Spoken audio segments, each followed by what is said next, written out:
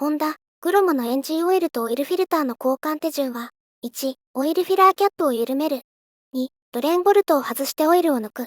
3、オイルフィルターを交換する。4、新しいエンジンオイルを入れる。5、エンジンをアイドリングする。